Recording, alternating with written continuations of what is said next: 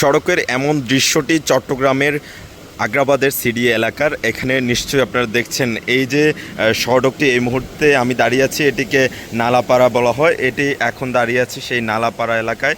এখানে এই যে নিশ্চয়ই দেখছেন সড়কে যে টানা ভারী বৃষ্টি কয়েকদিনের, সেই বৃষ্টিতে তলিয়ে গেছে সড়ক। এবং এখানে যে যানবাহনগুলো আছে, এখানে যে ব্যক্তিগত গাড়ি থেকে শুরু করে বিভিন্ন রিক্সা চালিত গাড়ি চলাচল করে, সেই গাড়িগুলো চলাচলে কিন্তু অনেক ভোগান্তি পোহাতে হচ্ছে।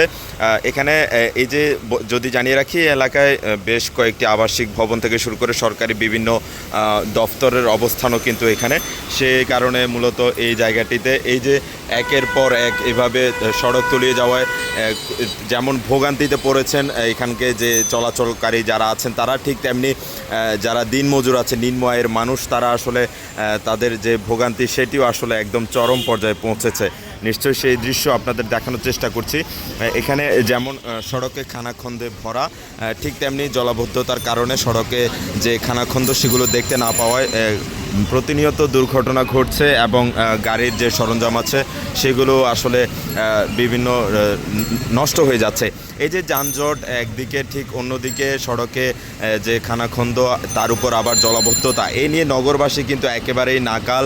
এই ক্ষেত্রে যে দুর্ভোগ সেটি একেবারে চরম পর্যায়ে পৌঁছেছে বলা যায়।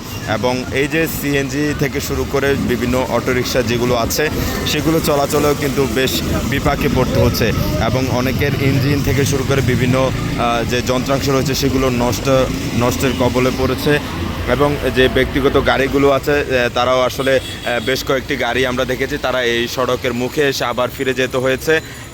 কারণ এখানে যেহেতু সড়কে আসলে জলাবদ্ধতা, সেক্ষেত্রে আসলে সড়কের যে দৃশ্য ভাঙ্গা কিংবা যে খানাখন্দ সেগুলো দেখতে না পাওয়ায় দুর্ঘটনাও ঘটছে।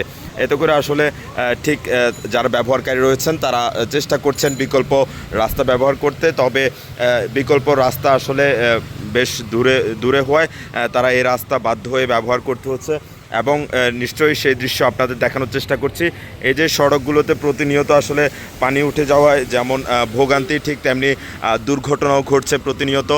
এবং যারা এই সড়কটি ব্যবহার করেন তাদেরও মূলত এক ধরনের আসলে যে দুর্ভোগ পোহাতে হয়। এবং ব্যক্তিগত যে সমস্ত গাড়ি রয়েছে সেগুলোকেও কিন্তু আসলে এক ধরনের যে ঝুঁকি নিয়ে এই রাস্তা পারাপার হতে হয়।